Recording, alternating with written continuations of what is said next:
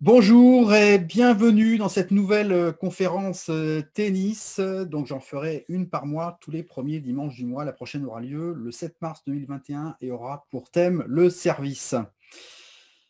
Alors pour cette première conférence 2021, on va parler des champions et des championnes, de ce qu'ils peuvent nous apporter ou pas. Alors peut-être que vous avez déjà entendu cette conférence. Cette conférence, je l'ai fait sur un Facebook Live. Maintenant, le son était tellement mauvais que j'ai décidé de la refaire avec un son correct et un autre logiciel, une autre application, ce qui vous permettra d'assister à cette réunion, à cette conférence, pas dans les conditions du direct, mais presque.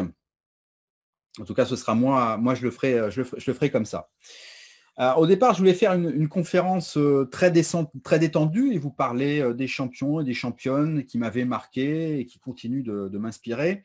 Et puis, au fil de la préparation de cette conférence, je me suis aperçu qu'on pouvait retenir des leçons qui vous seront peut-être profitables chez vous, dans votre vie de tennisman amateur. Donc, je vous invite à réagir dans les commentaires, donc avec des pouces, des cœurs, selon le canal. Un simple clic m'aide réellement. N'oubliez pas de vous abonner à ma chaîne YouTube si vous n'êtes pas abonné, ou de devenir fan de ma page Facebook pour être au courant de toutes les nouveautés. Vous pouvez aussi vous inscrire à la newsletter de mon blog, et là, c'est là où vous êtes informé le plus sûrement de toutes les actus de mon blog.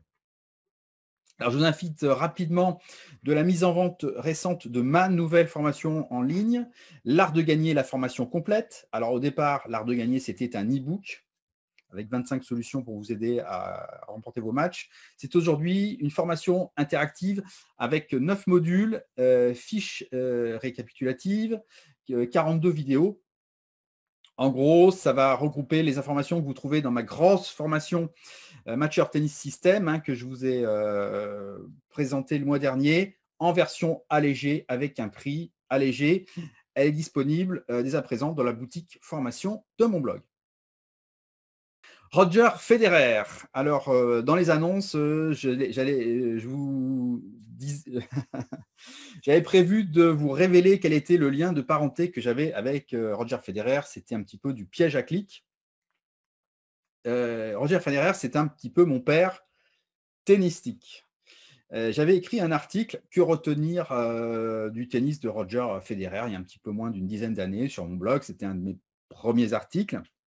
Et une consoeur blogueuse, Sylviane, du blog SOS Stress, m'avait fait remarquer que je parlais de Roger Federer comme si c'était un de mes deux parents. Et donc, Roger Federer serait une sorte de père spirituel pour moi, avec la caractéristique d'avoir 10 ans de moins que moi.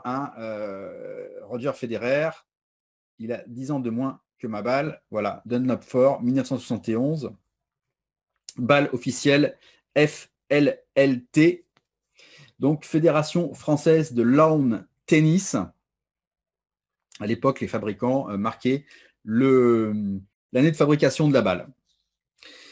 Alors, chez moi, il y a eu clairement un avant et un après Federer. Avant Federer, j'étais très, très offensif. Je faisais service volé, première balle, deuxième balle, retour volé. Alors ça, c'était après 10 ans de pratique. Je vous passe les 10 premières années de pratique de tennis, où je faisais de la compétition, mais j'étais pas très affûté, on va dire. Et puis, j'avais pas vraiment de personnalité de jeu, comme toutes les personnes qui débutent dans le tennis, qui débutent dans la compétition. On se cherche un peu, on se cherche même beaucoup. On fait un petit peu de tout. Et puis, au fil des années, on a un profil de jeu qui s'affine. Et on apprend à reconnaître les séquences de jeu qui nous réussissent le plus. Et à cette époque-là, c'était le service volé, le retour volé, dans les années 90. Et j'étais très, très influencé par les leaders, les grands leaders du tennis de cette époque-là, fin des années 80, début des années 90, Alors, et qui avait l'habitude de jouer, qui jouait le plus souvent service volé, retour volé. Hein, Edberg, Becker, Stich, Tim Henman, il y a Noah, Lecomte, hein, les joueurs français, et McEnroe. Il y avait aussi des femmes, Martina Navratilova, Anna Mandlikova, que je suivais beaucoup. Et enfin, Pat Cash, mon préféré. Alors, Cash, c'était un joueur australien qui a gagné Wimbledon en 1987. Alors, j'aimais son côté un petit peu rock'n'roll. Hein. Il avait joué avec, il jouait un petit peu de guitare. Il avait joué avec les membres du groupe AC/DC dans un bar. Il avait un diamant à l'oreille et il avait une caractéristique, c'était que c'était peut-être le joueur le plus fléchi de tous les temps. Il était très très fléchi, très très bas sur ses jambes, ce qui lui permis d'être très très performant sur gazon. Et sur toutes les surfaces rapides avec rebond bas. Et puis, si vous pratiquez un petit peu le jeu de volley, vous savez l'importance de fléchir les jambes pour se mettre au niveau de la balle. Hein, la mise à niveau, vous le connaissez au fond de cours, à la volée, la mise à niveau, ça se fait avec les jambes. Et plus vous avez la possibilité de vous fléchir sur vos jambes, plus vous êtes performant à la volée, surtout quand vous avez des volées basses. Et c'était amusant de constater que, à force de regarder et de singer mon idole, j'avais acquis la propriété de pouvoir jouer les jambes fléchies tout un match. Et ça c'était dans les années 90, et ça sans travail de préparation physique particulier. Hein. J'étais un des seuls dans mon club à pouvoir faire ça, dans tous les clubs que j'ai pratiqués. Et ça, c'est une première remarque que je fais faire, c'est que le type de jeu que vous pratiquez influe grandement sur votre physique. Donc, je vous ai parlé de mes débuts au tennis. Au début, j'étais très, très dans le renvoyage de balles, dans la régularité, la couverture de terrain. Je courais des semi-marathons à cette époque-là. Donc, j'étais très endurant, j'étais assez efficace dans cette filière. Néanmoins, au fur et à mesure que je me suis mis à faire du service volé, du retour volé, à monter au filet, à travailler un petit peu sur les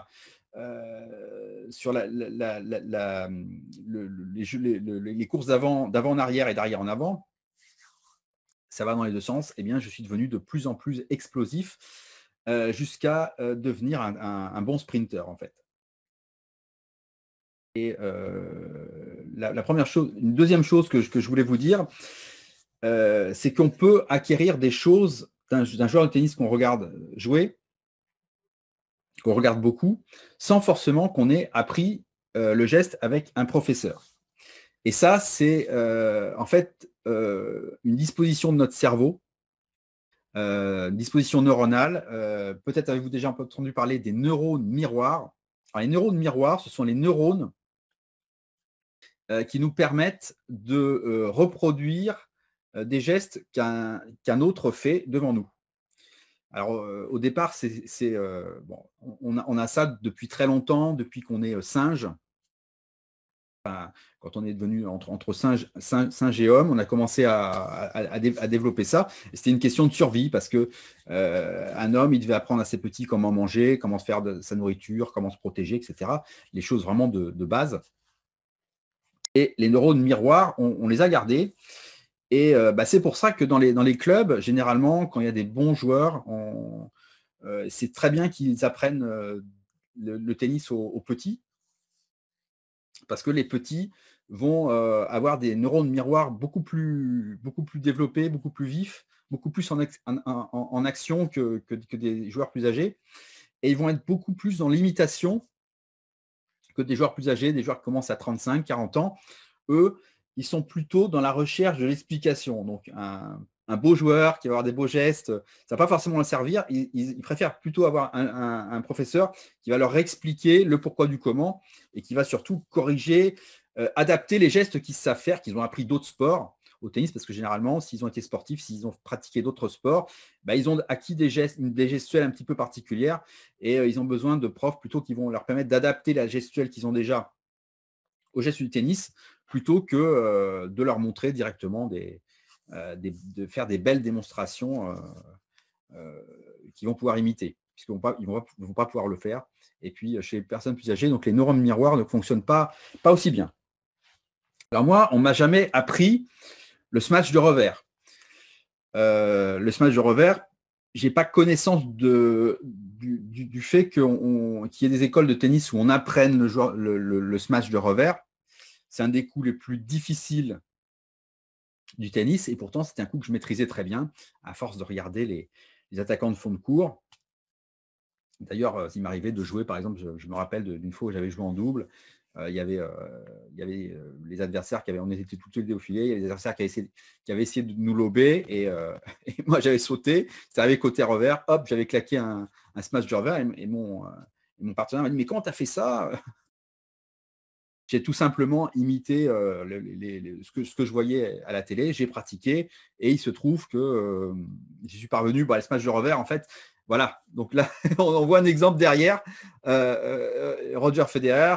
Il faut viser, il faut se tourner d'abord, il faut viser par-dessus l'épaule, et ensuite on déclenche le geste, on est dos au filet, et ensuite on retourne, on renverse le poignet. Donc ça n'a rien de naturel. Mais bon, ça, j'arrivais à le faire régulièrement, et j'avais un très très bon taux de réussite là-dessus. J'étais un petit peu aussi feignant pour tourner autour de mon revers pour pouvoir faire un smash de coup droit. Ça joue aussi. Et attention, je ne suis pas en train de me vanter. Il y a des coups faciles que je maîtrisais difficilement à l'époque. Voilà, on a tous des caractéristiques vraiment particulières. Et là, je vais vous donner un conseil. C'est n'hésitez pas à tenter des coups que vous sentez, y compris si vous ne les avez pas appris avec un professeur, et y compris si ce sont des coups réputés difficiles. Les coups qui sont réputés difficiles pour l'ensemble des joueurs ne le sont pas forcément pour vous. Voilà. Et là, je vais vous raconter une anecdote qui m'est arrivée en 1998. Alors, en 1998, j'ai eu la chance de travailler à Roland-Garros. J'ai travaillé en 1998, en 1999 à Roland-Garros en tant que marqueur des scores. Donc, j'étais classé 15-5 à l'époque. Je jouais un petit peu sur terre battue, et il y a une disposition qui faisait qu'on travaillait 1h30 et on avait 1h30 de pause, ou alors on travaillait 1 heure et on avait 1 heure de pause. On alternait comme ça. Le plus souvent, quand j'avais mes heures de pause, j'allais voir des matchs. J'avais un petit badge, je l'ai gardé, mais je ne sais pas où je l'ai mis. Et ce badge me permettait d'avoir un accès à certains cours. Et moi, j'avais une lubie, je me suis dit, bon, pour que je devienne bon sur terrain battu, il faut que j'aille voir les joueurs espagnols. Et donc, je suis allé voir un maximum de joueurs espagnols pour m'imprégner un petit peu de leur système de jeu. Donc, à l'époque, il y avait Carlos Moya, Correia, Mantilla, Albert Costa, Vicente. Celui-là, il avait un nom, il est un peu moins connu, il avait un nom qui me plaisait bien. Et donc, j'ai passé une dizaine de jours à regarder du tennis, à m'imprégner des schémas tactiques des joueurs espagnols. Je n'ai pas joué. Et là, je reviens chez moi à Rochefort, et je décide de jouer. Si j'avais envie de jouer, forcément. Et je joue un spécialiste de la terre battue, donc un vétéran, plus de 45 ans, qui était classé 15-3, qui gagnait très régulièrement des matchs sur terre battue, qui était un spécialiste de la surface, très très régulier. Il avait les caractéristiques du très très bon joueur de terre battue. Et là, on fait un petit match, on fait un petit set plutôt. Et là, je lui ai mis 6-1. Je l'ai écœuré littéralement. Et j'ai ressorti en jouant, donc pendant ce set-là, une espèce de golden set, j'ai gagné 6-1. Ce n'est pas le golden set, mais c'était pratiquement. J'ai ressorti tout ce que j'avais appris, si vous voulez, en regardant.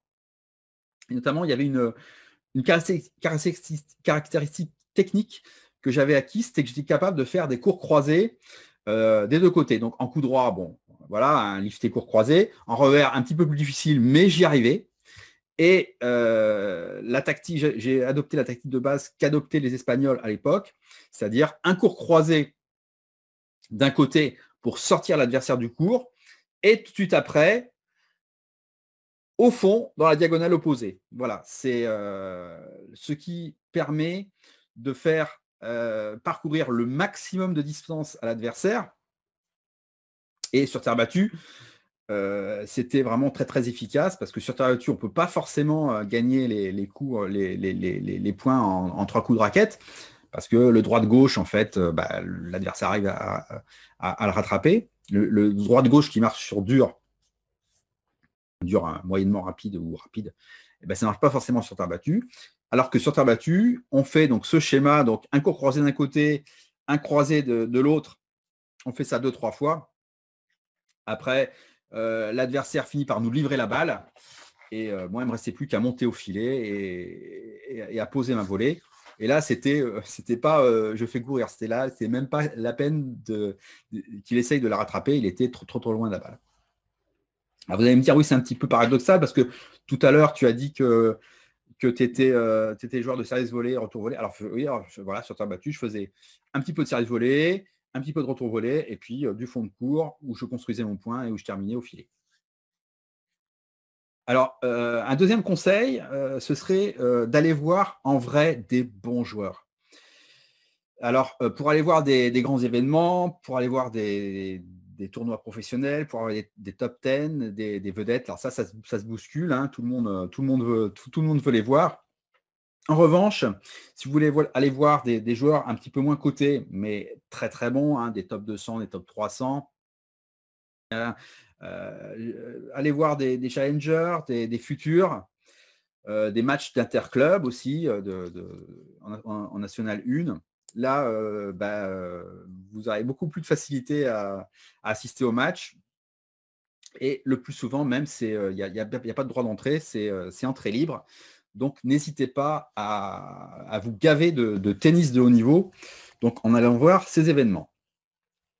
Alors, je vous dis qu'il y avait un avant Federer et un après Federer. Eh bien, tout simplement, c'est avec l'apparition de Federer, bon, je me suis assez rapidement passionné pour ce joueur. D'ailleurs, une anecdote, c'est que je l'ai vu jouer en junior en 1999. Donc, il jouait le tournoi junior. Alors, je ne suis pas sûr à 100% que ce soit 98 ou 99, mais il me semble que c'était 99. Il a joué le tournoi junior. Et alors, j'étais très content parce que j'ai marqué les scores pour son match de junior. C'était avec le premier tour junior. Et puis, j'étais très content de découvrir ce joueur qui avait commencé à avoir un petit peu de presse. On commençait à voir en lui un futur grand, en fait, parce qu'il y avait un jeu complet, magnifique. Et là, il s'est pris une tôle. Il a dû se prendre 6-2, 6-0 en 3 quarts d'heure. Et c'est assez amusant d'ailleurs, parce que, alors, effectivement, il prenait la balle très, très, très tôt. Par contre, il a tout arrosé dans les bâches, hein, comme on dit. Il a fait un nombre de fautes incalculable et il s'est pris une grosse tôle. Et il est sorti du tournoi. Moi, je suis un petit peu resté sur ma faim. Mais heureusement, il s'est rattrapé par la suite. Alors, avec l'influence de Federer, j'ai travaillé beaucoup mon jeu de fond de cours et mon coup droit, tout particulièrement, qui était très très faible à l'époque. D'ailleurs, je jouais retour volé. Alors, je jouais service volé première, deuxième balle, donc il n'y avait pas de coup de fond de cours à faire. En retour, je faisais beaucoup de chip and charge, hein, mais de chip en coupé. Hein. C'était j'étais incapable de retourner en lift. Je faisais un coupé, je montais au filet, et puis quelquefois ça déstabilisait le joueur adverse, et puis je marquais des jeux. Et puis je gagnais assez facilement mes jeux de service. Et avec Federer, j'ai quand même évolué et je me suis mis à travailler mon jeu de fond de cours donc, et mon coup droit. Alors, sans que j'ai aucune chance que mon coup droit ne ressemble un jour au coup droit de Federer. Ça, c'est un petit peu comme les joueurs qui ont l'impression de jouer comme leur vedette. Non, après ils se font filmer et puis ils s'aperçoivent que c'est pas du tout ça. Moi, il n'y a aucune chance que mon coup droit ressemble un jour au coup droit de Federer, tout simplement parce que Federer a des latéralités croisées, c'est-à-dire que est droitier de la main et gaucher de l'œil, ce qui lui permet, et tous les joueurs qui ont cette aptitude, hein, c'est 60% des joueurs professionnels, ont une grosse amplitude en coup droit et au service, et donc ont un gros service et un gros coup droit. Moi, je suis latéralité simple, même plus que simple, puisque je suis droitier de la main, droitier de l'œil, droitier du pied. Et donc, j'ai une petite amplitude en coup droit. Et donc, voilà pourquoi il n'y a aucune chance que mon coup droit ressemble au coup droit de Federer. En revanche, je me suis inspiré de l'utilisation tactique de son coup droit. Donc, en fait, ceux qui ont des latéralités simples en coup droit, ils vont avoir une amplitude plus basse, ils vont avoir plus de contrôle et ils vont prendre la balle un petit peu plus tôt. Voilà. Donc moi, il y a toujours un moyen d'améliorer son coup droit, y compris si on a une amplitude moyenne, on va dire. Et donc, je me suis beaucoup plus servi de mon coup droit pour bousculer l'adversaire en fond de cours et pour les fois où je ne suivais pas mon service, mais où je faisais un bon service, où j'avais un retour, un petit retour, un retour court, voilà, sur mon coup droit ou sur mon revers, je faisais soit un décalage coup droit pour aller la chercher en coup droit, soit service sur mon coup droit, je faisais une accélération et je bousculais mon adversaire sur le deuxième coup de raquette. J'ai suivi à peu près toute proportion gardée, la même évolution que Federer. Federer, quand il bat Pete Sampras en 2001 à Wimbledon, il fait essentiellement service volé sur première et deuxième balle même. Et il est parti d'un jeu offensif, très très offensif, service volé, un jeu, ce qu'on appelle le jeu classique, vers un jeu plus complet, un jeu qui se situe entre le jeu de service volé, en fait, le jeu offensif et le puncher même, parce qu'avec son coup droit extraordinaire, il bousculait ses adversaires aussi en fond de cours. Alors j'ai beaucoup observé Federer, et j'ai beaucoup apprécié comment il a su adapter son jeu à l'évolution du matériel et des surfaces, par exemple, surfaces beaucoup plus lentes. Le cordage, l'évolution au niveau des raquettes, les raquettes beaucoup plus puissantes, les cordages qui permettaient d'avoir beaucoup plus de contrôle avec une plus grosse puissance. Les joueurs, en fait, peuvent beaucoup moins monter au filet aujourd'hui qu'ils pouvaient le faire il y a 10, 20 ans chez les pros. Tout simplement parce que les joueurs maintenant sont capables de faire des passings liftés sur des balles basses. Ils sont énormément progressés en retour de service. Moi, dans les années 90, quand je faisais service volé, j'avais un bon service lifté. Derrière, c'était très très rare quand j'avais un retour lifté. La personne, elle avait une balle qui arrivait assez haute au niveau de l'épaule. Côté revers, qu'est-ce qu'il me faisait? Un coupé en revers. Et puis moi, derrière, à la volée, c'était pas compliqué. Maintenant, j'essaye de faire pareil. Même à un niveau un petit peu plus faible, le gars, il va tourner autour de son revers, s'il peut, et il va balancer un coup droit lifté, un coup droit puissant, voire même balancer un revers lifté, ce qui est beaucoup plus problématique pour reprendre. Alors ça, c'est une chose dont vous pouvez vous inspirer. Donc les champions sont en perpétuelle évolution. Ils travaillent la technique de leur coup. Alors ça, c'est subtil, mais c'est réel. Donc ça, c'est plutôt les personnes qui vont être compétentes au niveau de la technique du tennis, qui vont observer les changements. Ça va être moins évident pour les amateurs. Ils vont voir leur tactique aussi.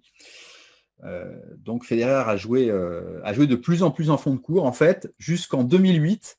2008, ça correspond à une année charnière pour moi. Je l'ai vu comme ça, peut-être vous ne serez pas d'accord. Mais en 2008, il est arrivé en finale de Roland-Garros et là, il a essayé de défier Nadal du fond du court. Et ça n'a pas du tout marché. Il s'est pris une tôle, mais monstrueuse. Il a dû se prendre 6-0, 6-1, 6-3. Enfin bon, il a marqué 4 jeux. Ça a duré un petit peu plus d'une heure. Ça a été très, très rapide. Et à Wimbledon, en 2008, il a perdu en finale contre Nadal. Pareil, il était très, très, très, très axé sur le fond de cours et ça ne lui a pas réussi. Et je pense que c'est à partir de cette année-là, c'est mon analyse, qu'il a commencé à redevenir de plus en plus offensif, à monter un petit peu plus au filet.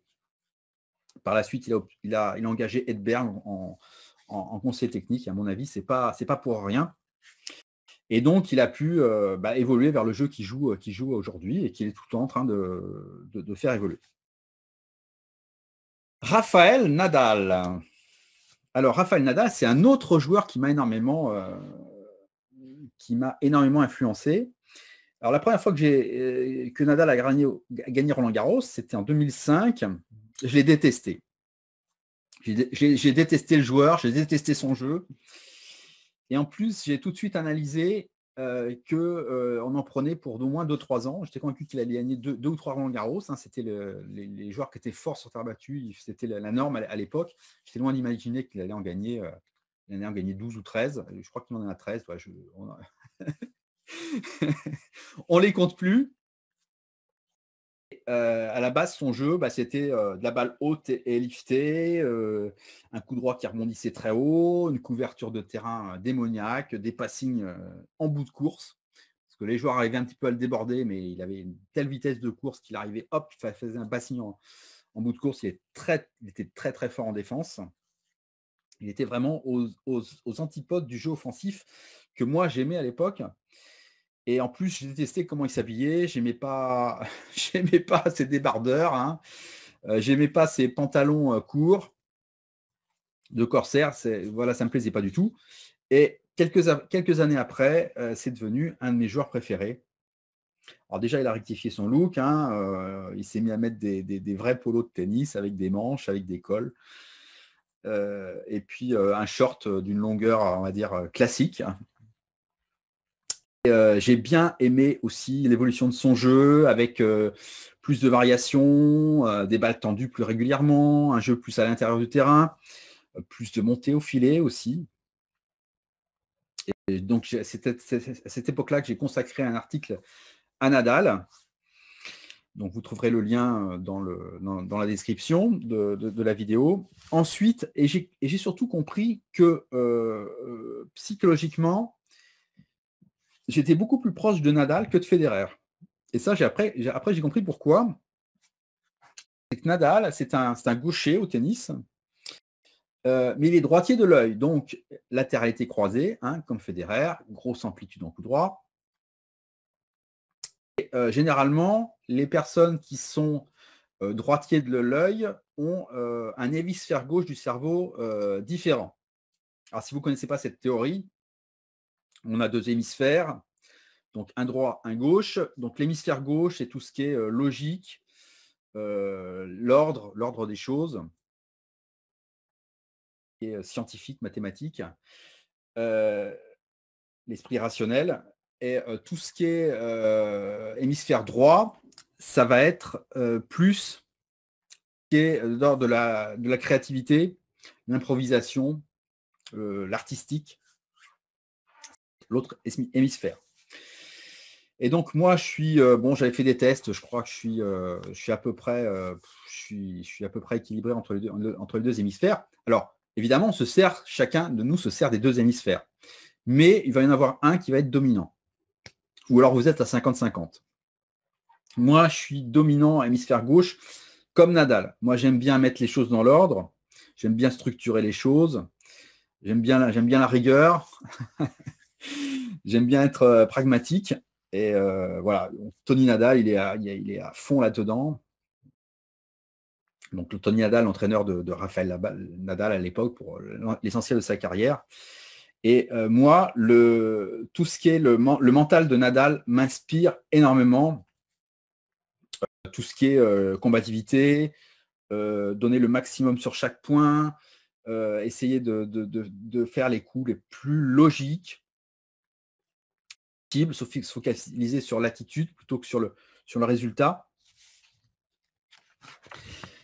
L'objectif de Nadal, en fait, c'est pas vraiment la victoire, c'est vraiment mettre l'intensité maximum sur chaque point. Et là, je me reconnais vraiment dans la manière de raisonner de Nadal.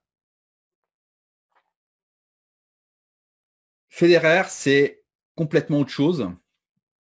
Effectivement. Et moi, j'ai du mal à me reconnaître dans la manière de raisonner de Federer. Et peut-être que vous y arrivez, ça vous parle. Il n'y a qu'une partie. En fait, il va y avoir qu'une partie du jeu où moi, je je suis complètement instinctif et créatif, c'est quand je monte au filet.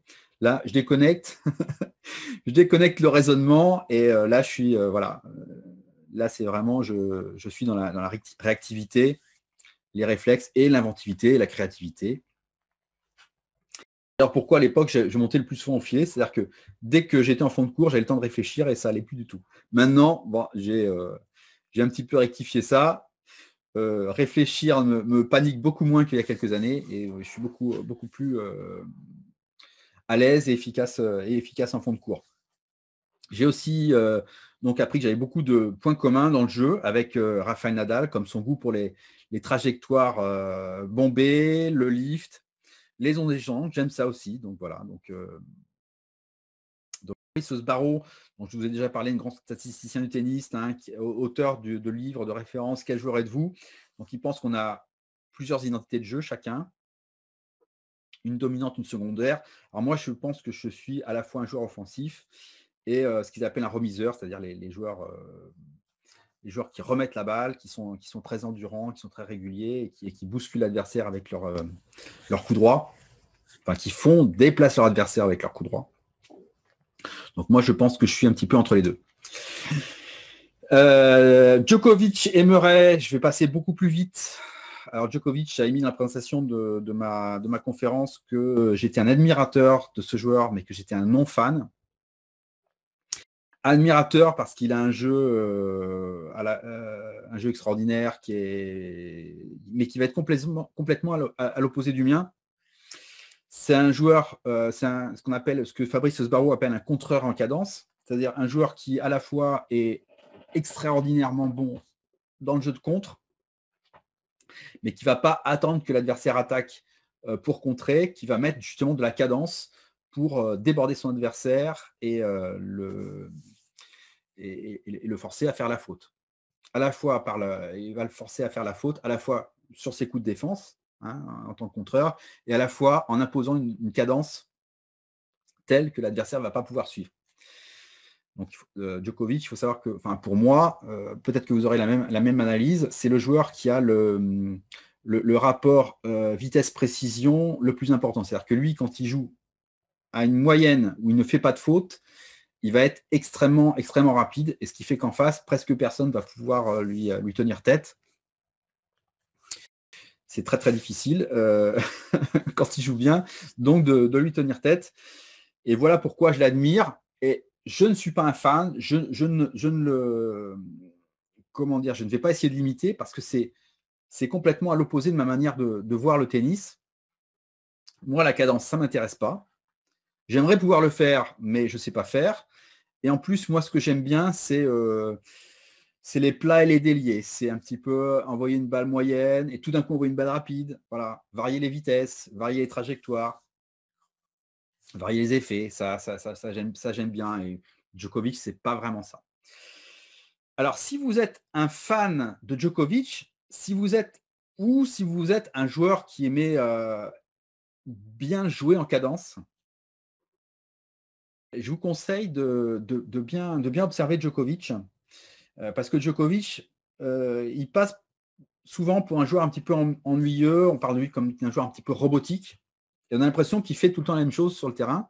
Et c'est vrai que le jeu de Djokovic, c'est une balle à droite, une balle à gauche. Et puis, dès qu'il y a une balle courte, c'est court croisé ou long de ligne. C'est systématiquement ça.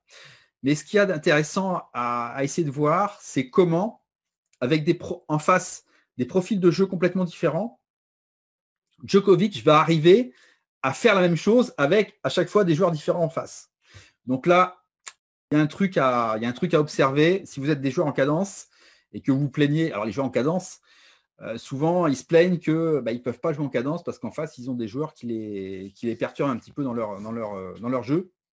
Essayez de vous inspirer de Djokovic, essayez de voir comment lui il fait pour imposer son jeu, alors qu'en face, ils sont des joueurs qui essayent de le faire déjouer.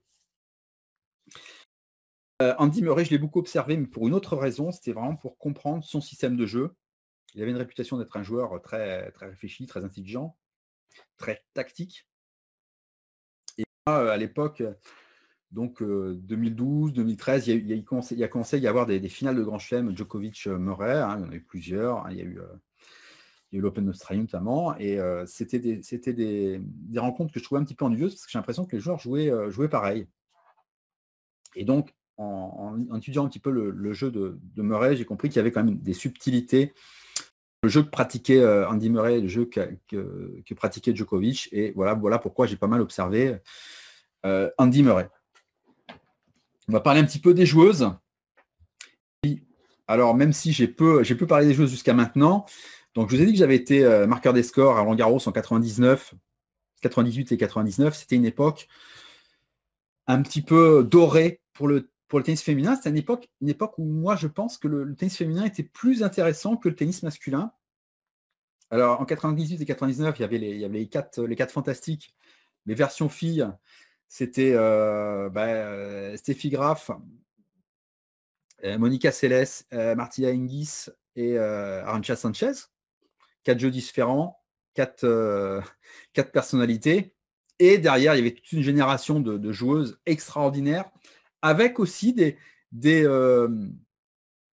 personnalités bien à elles. Il y avait Davenport, qui était une jeune, mais il y avait les Belges, Justine Henin et Kim Clijsters.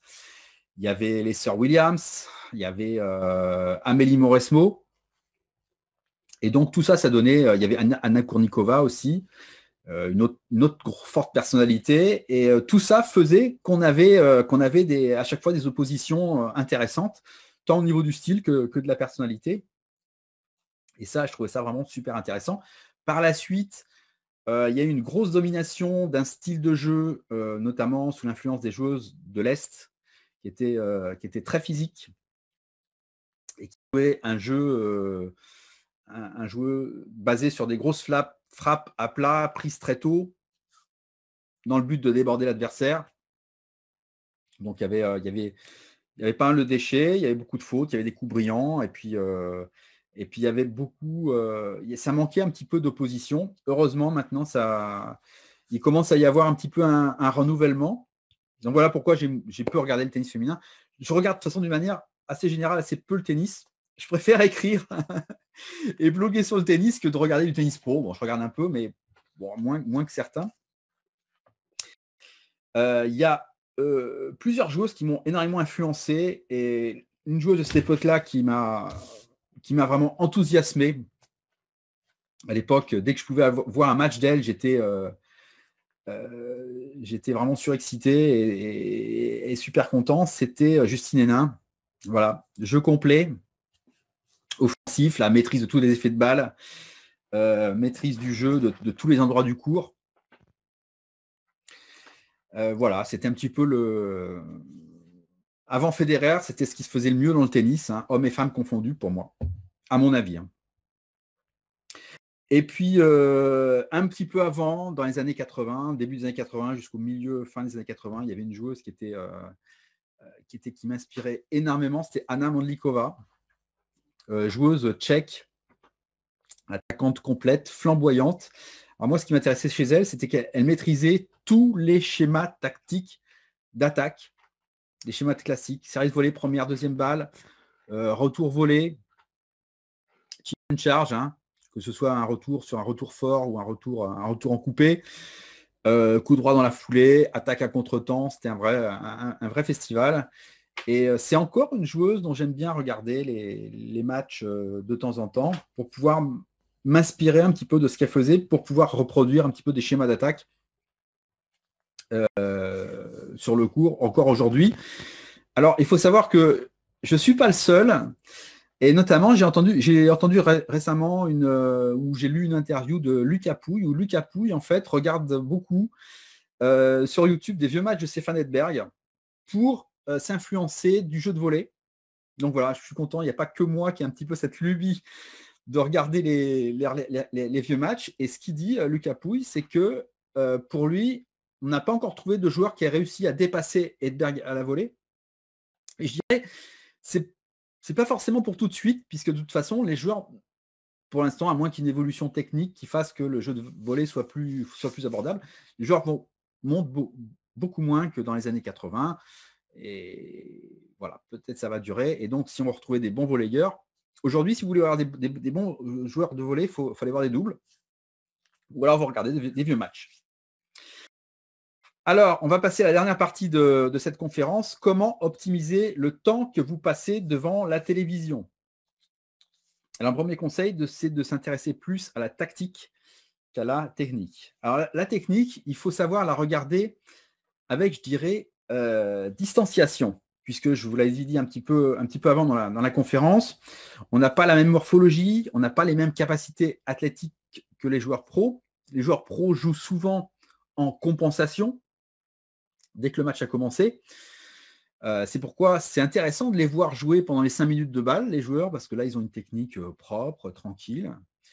C'est là où on voit, par exemple, que Rafa Nadal ou Serena Williams jouent dans les 5 minutes d'échauffement, mais ils jouent leur coup droit, on n'a plus en ligne, tranquille. Et dès que le match commence, c'est appui ouvert, appui ouvert, appui ouvert, appui ouvert. Sauf quand la balle navigue à l'intérieur du court, à ce moment-là, ils se remettent en appui en ligne. Mais pourquoi appui ouvert? Parce qu'en face, ils ont des joueurs qui ne vont pas les laisser faire, des joueurs ou des joueuses qui vont essayer de leur mener la vie dure. Et donc, ils vont se mettre plus souvent en appui ouvert et jouer leur coup droit en appui ouvert. C'est pas parce que s'ils jouent en appui ouvert, c'est pas parce qu'ils ont envie de jouer en appui ouvert, c'est parce qu'ils sont plus ou moins obligés de le faire. Ils sont obligés de revenir se replacer rapidement. Et les joueurs aussi, les joueurs pro par exemple, on les voit souvent sauter pour frapper les balles. On les voit frapper des revers au-dessus de l'épaule, que ce soit une main ou à deux mains.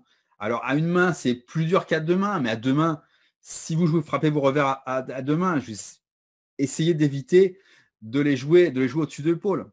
Moi-même, je l'ai fait. Quand je fais ça, mon entraîneur, il me dit non, oublie. Oublie ça, tu t'arranges autrement, mais tu ne la prends pas au-dessus de l'épaule en revers, c'est pas possible. Mais les joueurs pros, ils le font, ils ont les capacités athlétiques et puis ils sont obligés parce que sinon ils vont perdre du terrain ou parce qu'ils ne peuvent pas faire autrement. Les joueurs aussi tentent et réussissent des coups gagnants à partir de positions complètement improbables. Il y avait Brad Gilbert avec beaucoup d'humour, il disait voilà, Federer il est capable d'envoyer des coups gagnants de n'importe quel coin du court, y compris de la buvette du club. Si vous voulez vous intéresser, vous inspirer de la technique des joueurs, je vous conseille de regarder, d'observer comment ils appliquent à leur technique les fondamentaux. Les fondamentaux, c'est-à-dire qu'il y a un point commun dans la technique des joueurs entre les joueurs du top 100. Ils vont avoir le plan de frappe devant, en coup droit, en revers, ça vous pouvez limiter. Vous pouvez essayer d'avoir le plan de frappe le plus en avant possible, parce que si, comme tous les joueurs amateurs, vous avez tendance des fois à frapper avec un plan de frappe en arrière, un plan de frappe en arrière, c'est pas bon. Vous aurez un coup vraiment moins efficace, moins efficient, moins précis, moins bien, quoi. Vous pouvez regarder comment ils ont une préparation précoce. Une préparation précoce, évidemment, c'est pas facile. C'est pas facile, mais plus vous aurez la possibilité de préparer votre coup au niveau de manière précoce, plus vous aurez la possibilité de le déclencher au bon moment. Si vous préparez en retard, vous déclencherez en retard, et pareil, vous aurez un coup de moins bonne qualité. Alors là, je vais vous présenter un livre qui va être très intéressant. Le tennis, Franck Borel. Et alors, c'est un livre qui est censé regrouper toutes les catégories de tennis, technique, tactique, mentale, matériel, etc. Il y a quand même une grosse dominante, un gros point fort sur ce livre. Donc là, on voit des amateurs. C'est comment ils vont décortiquer justement le jeu des joueurs pros, les techniques. Voilà. Donc là, on voit le revers coupé de Federer, par exemple. Le principe, c'est qu'ils sont plusieurs profs diplômés, brevet d'état, diplôme simple, supérieur, etc. Ils sont tous allés sur les tournois du Grand Chelem avec leur appareil photo. Il y avait la double compétence, enseignant de tennis et photographe, et ils ont photographié les pros.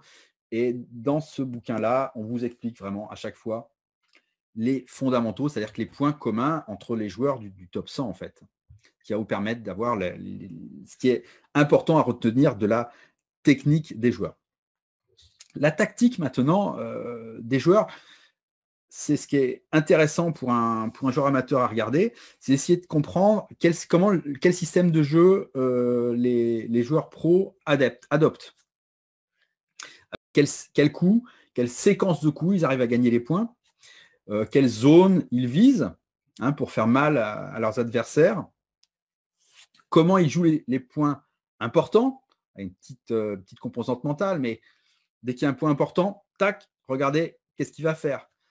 Moi, un joueur comme Djokovic, dès qu'il a un point important à jouer, ou Nadal, ou même Federer, je regarde, tiens, qu'est-ce qu'il va faire?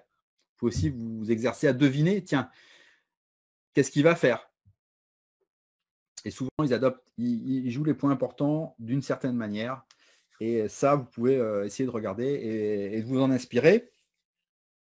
Donc, ils ont un système de jeu. Souvent, ils ont un plan A, un plan B. Vous pouvez essayer de regarder quand ils changent leur système de jeu. Par exemple, ils sont dominés, ils vont changer leur système de jeu pour inverser la tendance. Ça, c'est intéressant à voir. Surtout si vous êtes en train de développer votre identité de jeu. Ça peut vraiment vous donner des idées. Le mental, comment est-ce que vous pouvez vous inspirer du mental des joueurs pros? Les joueurs pros, ils maîtrisent leurs émotions. Alors, on fait la lumière souvent sur les moments où les joueurs pètent les plombs, ils cassent les raquettes, ils engueulent l'arbitre, n'importe quoi. Mais il ne faut pas, occulter le fait qu'un pétage de plomb, ils vont en avoir un, deux. C'est rare quand ils vont péter les plombs plus d'une fois par match. Tout le reste du match, ils vont vraiment maîtriser leurs émotions, y compris les joueurs, entre guillemets, colériques. Benoît Paire, qui est considéré comme un joueur un petit peu un petit peu original, ou alors Nick Kyrgios, qu'on connaît pour leur pétage de plomb célèbre. Si on les observe sur toute une longueur de match, on s'aperçoit que sur la longueur de match, ils vont être le plus souvent en maîtrise de leurs émotions, y compris s'il arrive des choses un petit peu bizarres, des erreurs d'arbitrage et tout. Bon, ils vont un petit peu tiquer, ils ne vont pas péter les plombs littéralement. Bon, après, dans le match, ça leur arrive de péter les plombs, et là, sur les réseaux sociaux, on le voit s'étaler et tout, mais il faut garder en tête que les joueurs en fait arrivent à garder leurs émotions et ils ne s'énervent pas pour rien. Donc voilà, essayez de les imiter sur ce point-là, et plutôt de les imiter quand ils pètent les plombs. Ça m'arrive aussi un petit peu de temps en temps. Mais j'essaye de l'imiter vraiment au maximum. Vous pouvez regarder comment ils respirent. Regardez les respirer, là, vous avez des leçons à apprendre.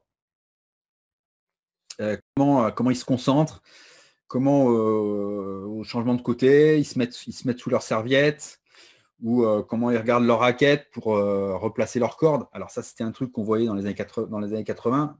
Là dans les années 80, là, les cordes bougeaient, et là, ils les remettaient. Maintenant, ils vont regarder leur raquette. Les cordes ne bougent plus comme à une certaine époque. Par contre, on les voit toujours regarder leur raquette. Leur raquette, c'est un poste de télévision où ils projettent un petit peu la manière dont ils ont joué, et comment ils vont se remémorer les choses du match, les informations qu'ils ont prises, et quelles décisions ils vont prendre pour la suite du jeu. Les imiter sur le fait de les voir ritualiser les choses. Alors, le champion du monde du rituel, c'est Rafael Nadal. Avant de servir, il va faire 60 gestes. Ça va être 60 fois les mêmes gestes. Exactement, donc vous les connaissez. Il se tire l'oreille, il se tape la chaussure, il se tire le short, il fait des trucs. Federer, il se recoiffe toujours, lui. Au retour, on le voit toujours se recoiffer, pourtant il est bien coiffé, mais il se recoiffe toujours, voilà, avant de faire son retour, simplement parce qu'il ritualise.